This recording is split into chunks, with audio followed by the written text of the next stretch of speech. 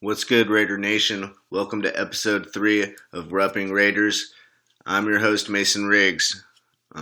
First off, we've had some transaction news. We have released Johnny Townsend, the former fifth round pick in last year's draft, and we're moving forward with AJ Cole. AJ Cole, from everything from what reports have been given and what Twitter's been saying, has been flashing a really good leg in practice. And then during the first game against the Rams, he clearly had the better day with more net yardage, along with 2 punts inside the 20. Townsend just struggled his rookie year and just really was just too inconsistent. And, that's kind of a blow, wasting a fifth round pick on a punter and basically having to let go of him, shortly after a year. Can't make it out of 2 training camps. That's not the greatest value. But, at least, they weren't afraid to move on and, improve that. And if you look at A.J. Cole, along with Daniel Carlson, the kicker we had last year, if they continue their upward trajectory, it could be real positive for us, 1/3 of the game in special teams. Some other big news is that AB showed up at Raiders training camp, finally. All the rumors about him possibly retiring or having dispute about this helmet thing and his foot issues, and him basically practicing for a day and then leaving Napa to find foot specialist. But come on, he could have got that foot specialist to come and visit him. Let's be real. So I'm excited to have him back. That's obviously huge. We need AB out there in order to have a really dominant receiving core. He can elevate us, to new heights. Terrell Williams is a great number 2. And then Hunter Renfrow, Ryan Grant working that slot, J.J. Nelson more of the vertical guy from the bench. That would be key. So it's important for him to come back. But, I do have some little concerns about him already, watching Hard Knocks, that little glimpse of when he did practice. He's someone that just, goes to his own beat. He drums his own beat. He's gonna do what he wants. That's who AB is. It seems like when they're doing the warm up lines and going back and forth, doing different exercises, he's lagging behind. Taking his time. The rest of the team's got to wait. He's supposed to be reporting in today, and what do you know? He's shows up towards the end of practice. If you're going to be there for practice and, you want to lead by example, you'd hopefully like to see him report there on time. Like everyone else, be there with your brothers, hold everyone accountable, But having said that, if he elevates us, elevates our offense, opens it up for Josh Jacobs and everything, helps DC become elite again, goes for 100 catches, 1,200 yards, and 12 tugs, it'll all be worth it, at least for this year. That would be a big help. So, it'll also be interesting to see if AB makes it on, his appearance tonight on this upcoming episode. I kind of highly doubt it because it just showed up today. It's airing tonight as well. But that would be kind of interesting. Other news is we've got some corners banged up, so we've kind of signed some younger DBs, secondary guys. And then now I kind of just want to go over some big thoughts over the Raiders' win over the St. Louis Rams. Los Angeles Rams this past Saturday. I'm going to go over some guys that really stood out first. Stay positive. The first guy that really stood out after watching the game, 4 times over, looking at different position groups. The first guy that truly stood out was Anthony Rush, 6'5", 340 nose tackle, 1 technique, rookie from the University of Alabama, Birmingham. He actually just signed with the Raiders, I want to say within 10 days ago. So he's only been in camp, just over a week. And watching the game live, you see this big guy just eating up blocks and extending his arms and just controlling the line of scrimmage and resetting the line of scrimmage backwards. Uh, and then, post-game press conference, Gruden immediately, mentioned him, that he stood out. And then after watching the game, 4 times over, it was really just amazing how dominant he was. Like I said, he was not going backwards. He was going forwards, extending his arms, eating up blocks, tackles. He was pushing the pocket quite a bit. Just a really, really good force. And, defensive tackle was already one of the Raiders' biggest, position groups, deepest. And, he kind of fits in the Jelly Ellis, Jonathan Hankins mold of, big guys eating up blocks. And it would be interesting to see, if they're able to keep all 3 of those really, really big guys that typically have a harder time creating pass rushing. So I don't know if they could do that based on numbers. They're going to have several tough cuts. So, maybe they look to trade a guy like a Jelly Ellis, and one of the other guys are going to cut for maybe an interior lineman to help out, since Gabe is now out for about 8 weeks, and then Incognito is going to be out the first 2 to get some depth there. But I also saw a tweet. I can't remember who it was from. Pardon me, I'm not going to quote it exactly, but he mentioned that he talked to a personnel guy who watched the Raiders tape, and he was talking about Anthony Rush, and if the Raiders cut him, they would make a play for him that he would make their team. And that's really not that surprising to me. I mean, this guy was a physical force. You could watch him. He was number 60. If you can rewatch the game, you'll just see him. He was playing next to Mo Hurst. You can just see him just locking up 2 hands on the offensive linemen, extending his arms and just plowing them backwards, and really just allowing the linebackers to fill. And like I said, on pass rushing snaps when he was down, he was able to push the pocket back a little bit. So that was just a really big, nice surprise to see him. To continue on the defensive side of the ball, of people that kind of stood out, Trayvon Mullen, the young rookie corner, 2nd-round pick out of Clemson, played 32 snaps and had 0 catches, a PBU, was around the football, didn't bite on play action, just looked really, really solid. Looks like he could be pushing for that 2nd spot opposite Conley. I know they have Worley right now, and they really like him. But, we kind of know what Worley is. He is, an average, solid NFL cornerback.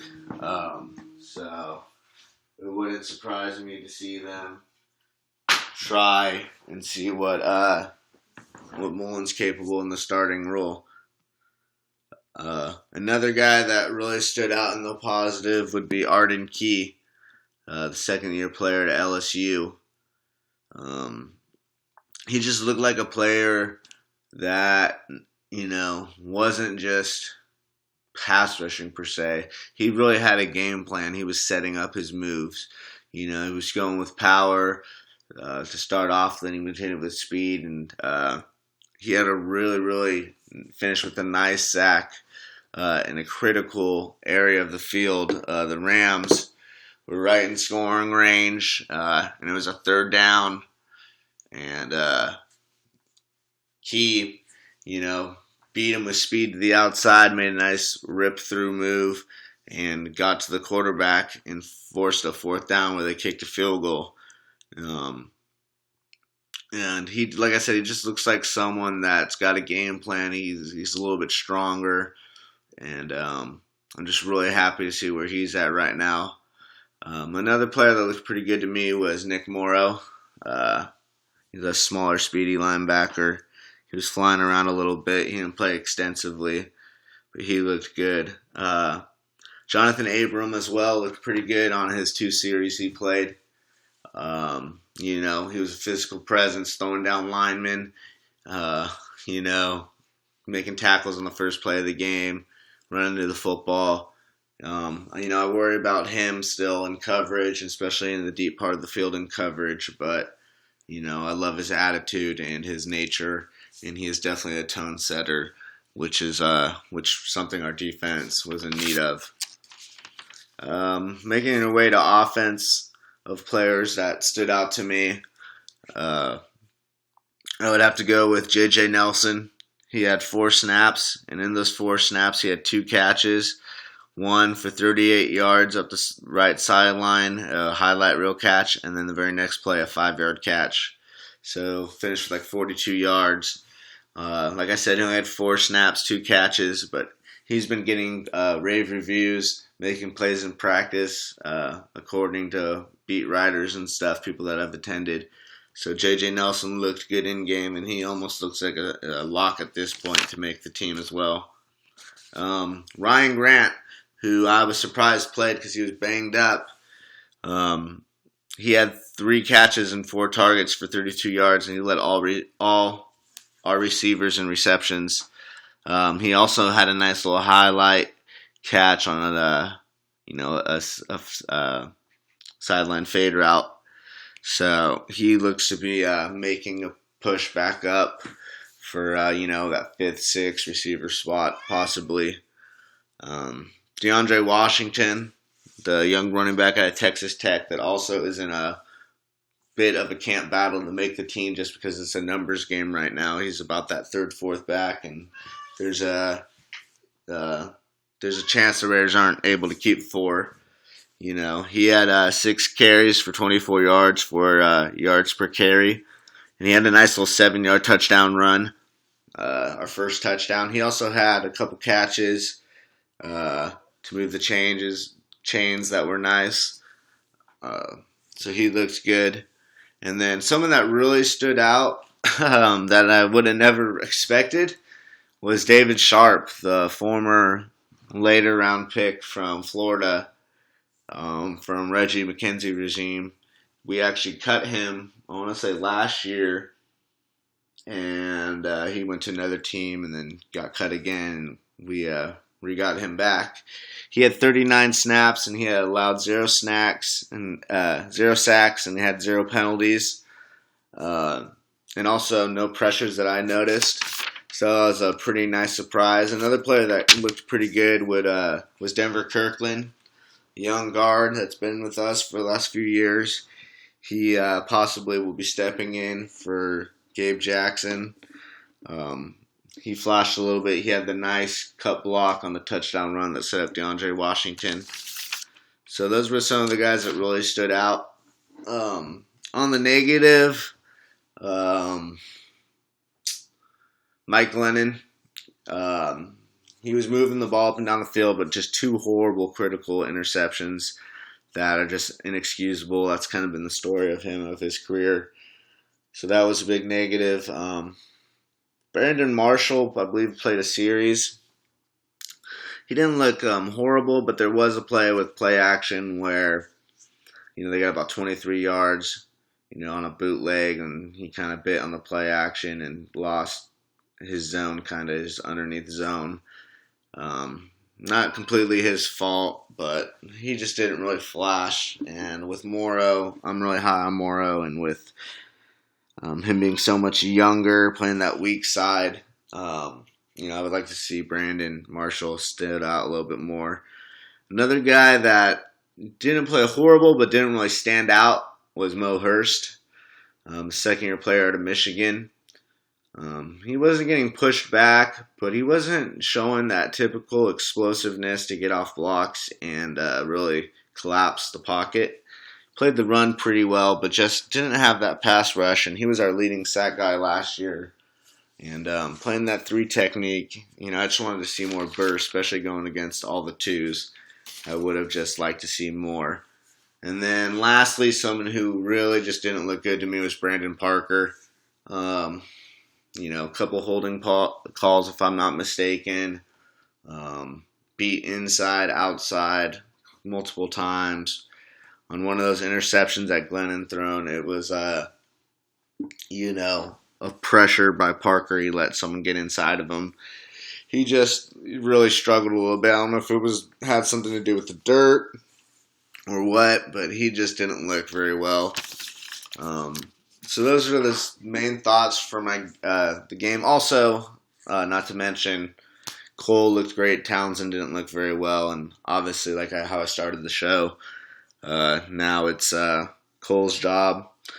Townsend's been released, so that's kind of cool. I'm interested to see Cole. He's got a really strong leg compared to Townsend, so I like that. Today, the episode 2 of Hard Knocks comes out, and I'm really excited to get looking to see that. Last week the Raiders scrimmaged the Rams, and so that will be on Hard Knocks this week. So we'll get a lot of good footage, a lot of insight to see how the Raiders looked. I really want to see how our O-line looked, and then especially our secondary and D-line against that high-powered offense. I want to see if we held up or if we really struggled or they just beat us like a drum.